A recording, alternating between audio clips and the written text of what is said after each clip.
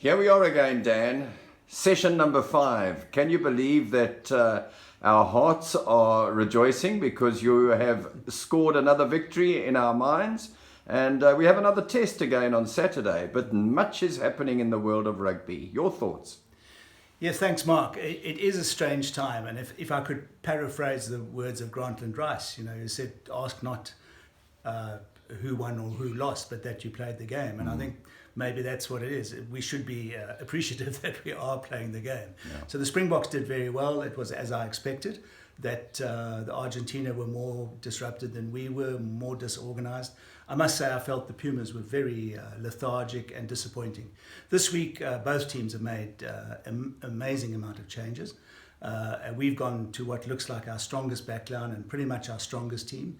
And Argentina have given everybody else a chance. I expect the Springboks will be too strong for them in Gqeberha this last week. And so we should start the Rugby Championship with 2 wins. But talking about that, the Rugby Championship, is it still going to go on? Is there still a Rugby Championship? Because the news has just reached us that the All Blacks won't go to Perth to play Bledisloe number 3 against the Wallabies. They've cut that off. New Zealand has also announced that the Springboks will not be able to play our 2 tests in New Zealand against the All Blacks. And that is very disappointing. And that's all about COVID because they've gone into lockdown. Why it is more disappointing is, of course, that the next test between us and the All Blacks is the 100th of the great rivalry. So that would be quite sad. And a number of things have started to happen around that. And for me, I'm finding this time, what we're going through, how we have to make solutions, so amazing, because I was at the flower bomb test in 1981, and we're now 3 weeks away from the 40th anniversary of the flower bomb test. And when you thought of that, a plane buzzing aground, dropping objects on the ground, you'd think, well, you can't write that in a script. Nobody would believe you. And now look what's happening in the whole world of rugby.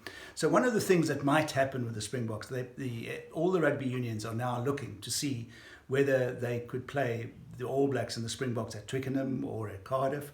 So this amazing 100th test match could be played in Britain, which would be a one-off forever, and so one would maybe come round to it if that did happen. There's even talk that's saying, seeing as Argentina and the Springboks are already in a bubble in South Africa, why don't the Wallabies and the All Blacks come here and let's finish it off, And then we have to look ahead to, we have to play England, Wales and Scotland. The All Blacks are touring, so there's so much. There's also the new United Rugby Championship is meant to start. So it's a very difficult time to come to terms with.